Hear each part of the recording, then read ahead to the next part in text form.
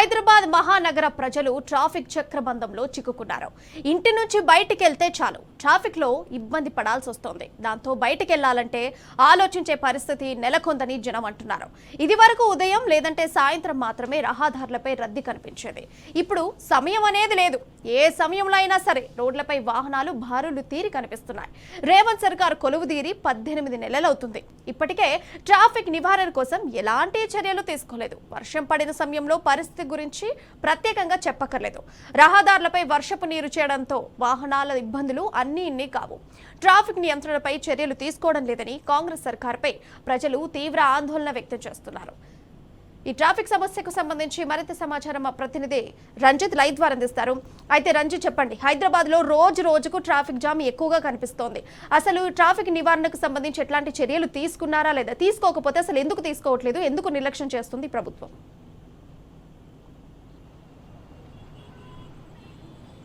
ప్రియా, హైదరాబాద్ మహానగరంలో తెలంగాణ రాష్ట్రం ఏర్పడక ముందు ఎలాంటి తెలంగాణ డెవలప్మెంట్ లేకపోవడం వల్ల ట్రాఫిక్లో రోడ్లు కావచ్చు, దానికి సంబంధించిన సదుపాయాలు. కానీ తెలంగాణ రాష్ట్రం ఏర్పడ్డాక ఆనాటి ముఖ్యమంత్రి కేసీఆర్ ఆధ్వర్యంలో తెలంగాణ రాష్ట్రంలో హైదరాబాద్ నగర మున్సిపాలిటీ శాఖ మంత్రిగా ఉన్న కేటీఆర్ ఆధ్వర్యంలో రోడ్లు, భవనాలు, రోడ్లతో పాటుగా హైదరాబాద్ డెవలప్మెంట్ని ఆదర్శంగా తీసుకున్నారు.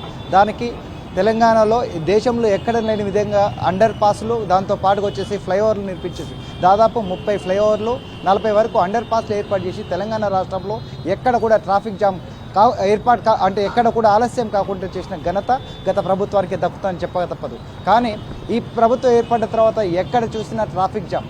ఉదయం బయలుదేరితే దాదాపు హైదరాబాద్లోని కూకట్పల్లి, మియాపూర్కు అనుసంధానంగా దగ్గరగా ఉండేది హైటెక్ సిటీ ఉంటుంది. హైటెక్ సిటీతో పాటుగా వచ్చేసి రాయదుర్గం కావచ్చు, కొండాపూర్ కావచ్చు, గచ్చిపల్లి ప్రాంతాలు ఉంటాయి. ఆ ప్రాంతానికి దాదాపు ఉదయం షిఫ్ట్లో కావచ్చు, మధ్యాహ్నం షిఫ్ట్లో కావచ్చు, సాయంకాలం షిఫ్ట్లో కావచ్చు, 3 షిఫ్ట్లలో కూడా ఇక్కడ నుంచి బయలుదేరుతారు ప్రయాణికులు. దానికి అనుగుణంగా గత ప్రభుత్వంలో ఫ్లైఓవర్లు, అండర్ పాస్లు ఏర్పాటు చేసేసి కూడా దానికి అనుగుణంగా కూడా రోడ్లు ఏర్పాటు చేశారు. కానీ గత ప్రభుత్వం నుంచి ఇప్పటి వరకు ఏర్పడిన తర్వాత ఈ ట్రాఫిక్ సమస్య పైన ఎలాంటి అవగాహన లేదు రేవంత్ రెడ్డి సర్కార్కు. ఎందుకనంటే ఉదయం నుంచి సాయంకాలం వరకు వెళ్ళాలంటే ఇంట్లో నుంచి బయలుదేరితే దాదాపు 45 నిమిషాల నుంచి 1:30 నిమిషాల వరకు ట్రాఫిక్ జామ్ వల్ల కూడా అంతరాయం ఏర్పడుతుంది. అంటే దాదాపు ఉద్యోగానికి పోవాలంటే 2 గంటల ముందే ఇంట్లో నుంచి సాఫ్ట్వేర్ ఉద్యోగస్తులు వెళ్లాల్సిన పరిస్థితి ఉంది. దీంతో పాటు చూసుకున్నట్లయితే ఉదయం 8:30 స్కూల్స్ ఓపెన్ అవుతాయి. 8 గంటలకు ఓపెన్ అవుతే దాదాపు 7 గంటల నుంచే కూడా విద్యార్థులందరూ కూడా ప్రయాణం చేస్తున్నారు. ఎందుకంటే రోడ్లని దాంతో పాటుగా వచ్చేసి ట్రాఫిక్ జామ్ని ఏర్పాటు చేసుకుంటే ఎలాంటి నియంత్రణ ప్రక్రియ చేయలేదు రేవంత్ రెడ్డి సర్కార్. దాంతో పాటుగా హైదరాబాద్ నగర్లో చూసుకున్నట్లయితే సాయంకాలం అయితే చాలు, ఏదైతే ఉద్యోగానికి వెళ్తున్నారో ఉద్యోగం చేయడానికి 6 గంటలు 8 గంటల వ్యవధి పడుతుంటే అక్కడి నుంచి ఇంటికి రావడానికి కూడా అంతే సమయం పడుతుందని కూడా ఇప్పటికే పలుమార్లు కూడా ఏదైతే ఉద్యోగస్తులు చెప్పిన పరిస్థితులు కనబడుతున్నాయి. అంటే ప్రభుత్వం అనేది ఏం చేస్తుందనేది అద్దంలా కనబడుతుంది. ఒకవైపు హైదరాబాద్లోని జనాభా పెరుగుతుంది, దాంతోపాటు అభివృద్ధి మాత్రం ఎలాంటి అభివృద్ధి లేకుండా జనాభా ప్రక్రియ పెరుగుతున్నా సరే దానికి ముందస్తు ప్రణాళిక లేకపోవడం, అవగాహన రాహిత్యం వల్లనే ఇలాంటి లోపాలు జరుగుతున్నాయి తప్ప గత ప్రభుత్వంలో సాయంకాలం సమయంలో కాబట్టి రద్దీ ఉన్న సమయంలో కూడా ప్రభుత్వం ట్రాఫిక్ పోలీసులతో పాటుగా ఈ లా అండ్ ఆర్డర్ పోలీసులు కూడా ఇద్దరు అనుసంధానంగా వచ్చేసి ఏదైతే ట్రాఫిక్ జామ్ జరుగుతుందో ఆ ప్రాంతంలో ఒక పాయింట్లుగా ఏర్పాటు చేసి కూడా అక్కడ ట్రాఫిక్ కానిస్టేబుల్ కావచ్చు, ఎస్ఐలు కావచ్చు, సిఐలు కావచ్చు, డీసీపీ ర్యాంక్ వరకు కూడా ప్రతి ఒక్కరు కూడా డ్యూటీ చేసుకుంటూ కూడా దాంతో ట్రాఫిక్ని కట్టుదిట్టం చేసే పరిస్థితులు ఉండేవి. కానీ ఇప్పుడు దానికి అనుగుణంగా ఓన్లీ ట్రాఫిక్ వాళ్ళు మాత్రమే ఉద్యోగాలు చేస్తున్నారు తప్పితే. రంజిత్, ఒకప్పుడు చూసుకుంటే ఉదయం కానీ లేకుంటే సాయంత్రం కానీ అనేటువంటి ఈ సమయాల్లో మాత్రమే ట్రాఫిక్ ఎక్కువగా కనిపించింది. అండ్ ఇప్పుడు చూసుకుంటే దానికి ట్రాఫిక్ సమయం అంటూ లేకుండా ఇష్టారీతన ట్రాఫిక్ ఎప్పుడు పడితే అప్పుడు రోడ్ల మీద కనిపిస్తూనే ఉంది. ఒకవేళ మనం బయటికి వెళ్తే 45 నిమిషాల నుంచి 2 గంటల వరకు కూడా ట్రాఫిక్ జామ్ అయ్యేటువంటి పరిస్థితి మనకి ఈ రోజు కనిపిస్తుంది. మరి ఇట్లాంటి ఒక 2 గంటలు కూడా ఒక సామాన్య ప్రజలైనా ఎవరైనా సరే రోడ్డు మీదకి వస్తే 2 గంటల సమయం పడుతుంది ట్రాఫిక్ నుంచి మనం తప్పించుకొని పోవాలంటే. మరి ఇట్లాంటి పరిస్థితులప్పుడు ఎందుకని ప్రభుత్వం నిర్లక్ష్యం చేస్తుంది? ట్రాఫిక్ పోలీసులను ఎందుకు అప్రమత్తం చేస్తలేదు? ఒక యూటర్న్స్, లాంగ్ యూటర్న్స్ కానీ తీసుకోవడం కానీ, 1 వేస్ చూపించడం కానీ ఇట్లాంటి విషయాలలో ఎందుకు ఇన్వాల్వ్మెంట్ చూపించట్లేదు ప్రజలకు ఇబ్బంది కలిగేటువంటి విషయాలలో?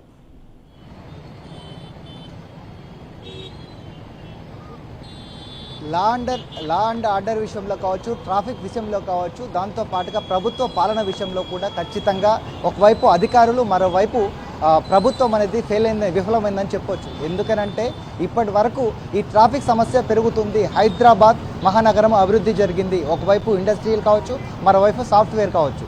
దీనితో పాటుకు వచ్చేసి కార్పొరేట్ విద్యా సంస్థలు ఉన్న ఈ హైదరాబాద్లో గత ప్రభుత్వంలో చేసిన ఏదైతే పాలసీ ఉందో దాని ప్రకారమే ఇప్పటి వరకు నడుస్తుంది తప్పితే ఎలాంటి ట్రాఫిక్ నియంత్రణ కట్టడి చేయడం మార్గం లేదు.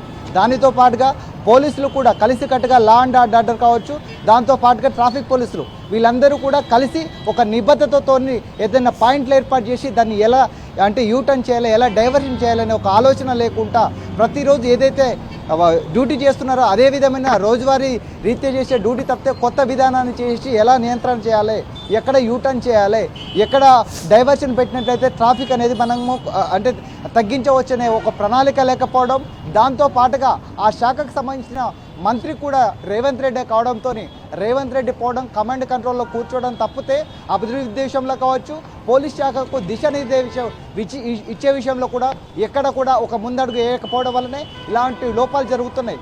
దానివల్లనే హైదరాబాద్లో ట్రాఫిక్ జామ్ అవుతుంది. ఈ ట్రాఫిక్ జామ్ వలన ఎమర్జెన్సీగా హైదరాబాద్లోని కార్పొరేట్ హాస్పిటల్కి రావాలంటే ఒక అంబులెన్స్ వస్తే ఆ అంబులెన్స్ కూడా కనీసం అంటే సైడ్ ఇవ్వడానికి కూడా ట్రాఫిక్లో గ్యాప్ లేకపోవడం వల్ల కూడా అంబులెన్స్లో వచ్చే ఎమర్జెన్సీ వెహికల్స్ కూడా ఇబ్బంది పడుతున్నాయంటే ఏ విధంగా ఉందో హైదరాబాద్ పరిస్థితి అనేది మనం తెలుసుకోవచ్చు.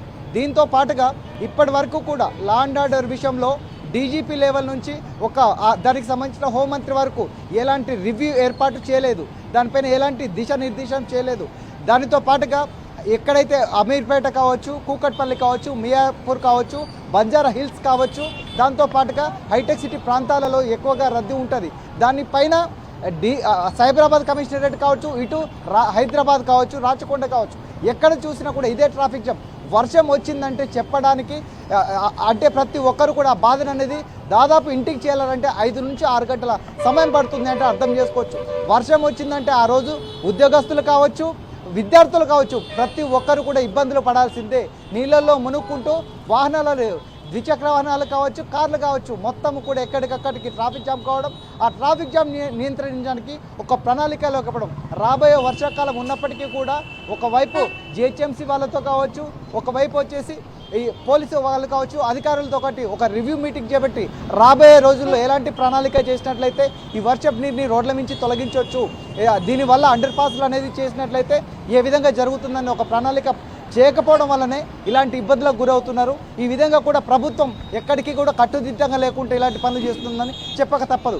దానితో పాటుగా ఏదైనా మంత్రులు హైదరాబాద్ నగరంలోని ముఖ్యమంత్రి కావచ్చు, మంత్రులు కావచ్చు, ప్రతి ఒక్కరూ కూడా రివ్యూల మీటింగ్ పేరుతో హైదరాబాద్ నగరం పేరుతో ట్రాఫిక్ జామ్ చేయడము, ఆ ట్రాఫిక్ని ఆపేసుకుంటూ కూడా సిగ్నల్స్ మొత్తం ఆపేసి వెహికల్స్ అని కూడా ఆపేసిన తర్వాత కూడా మంత్రులను వెళ్ళడం, దాదాపు అంటే 10 నుంచి 15 నిమిషాల వరకు ట్రాఫిక్ నాపించకుండా మంత్రులందరూ కూడా రోడ్లపైన ప్రయాణించడం వల్ల కూడా ట్రాఫిక్ జామ్ అవుతుంది. దానికి కూడా ఒక కట్టడి అంటే ఏదైతే కట్టడి దిశానిర్దేశం లేకుండా ఈ మంత్రుల వాహనాలు రోడ్ల మీదకి వచ్చినప్పుడు కూడా వాళ్ళ పాలసీలు మాట్లాడడము, ముఖ్యమంత్రి వచ్చిందంటే దాదాపు 30 నిమిషాల వరకు కూడా ట్రాఫిక్ ఆపడం, దానివల్ల కూడా ట్రాఫిక్ అనేది కూడా ఎక్కడ తగ్గే పరిస్థితి కనబడట్లేదు. దానిపైన అభివృద్ధి చేయాలనే ప్రణాళిక లేకపోవడమే ఇబ్బందులకు గురవుతుందని చెప్పక తప్పదు. ప్రియ.